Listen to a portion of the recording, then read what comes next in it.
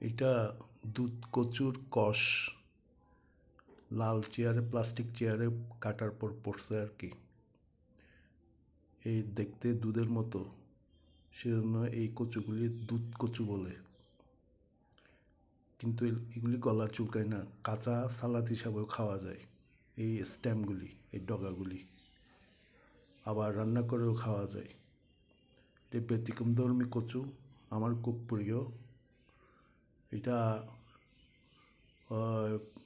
পাহাড় থেকে একটা মন্দিরের যারা দেখাশোনা করে তাদের থেকে এনেছিলাম, চারা এনেছিলাম কয়েক বছর আগে। এটা রোপণ করেছিলাম, বেশ কয়েকবার খেয়েছিও। ওই কচুটা এই বছর পাতা ঝরে গেছিল শুকনো সিজনে। বর্ষা আসার সময়, আসার পর এটা আমি বর্ষা আসার নয়, এই শীতের মধ্যে পানি দিয়ে ক্যারেটের মধ্যে রোপণ করছি কচুটা। এখান থেকে স্টেম গজে গেছে আস্তে আস্তে, বড় হয়েছে, এত বড় হয়েছে খাবার উপযোগী হয়ে গেছে। আজকে কেটে নিলাম, এখানে 4টা ডগা আছে, 3টা ডগা কেটে নিয়েছি খাওয়ার জন্য আর।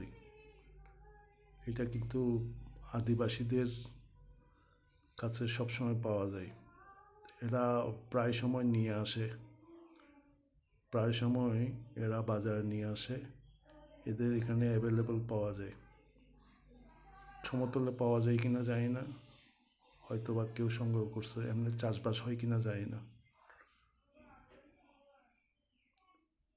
খুব খেতে স্বাদ, কিন্তু আয়রন সমৃদ্ধ। এমনি লোকাল কচু শাক তো চুলকায়, তেঁতুল দিয়ে রান্না করতে হয়, কিন্তু এটা তেঁতুল লাগে না, টক দিতে হয় না, এমনিই মজা খেতে। একটু তেল দিয়ে ভেজে, মরিচ টরিচ দিয়ে, পেঁয়াজ মরিচ রসুন দিয়ে খুব মজা হয়।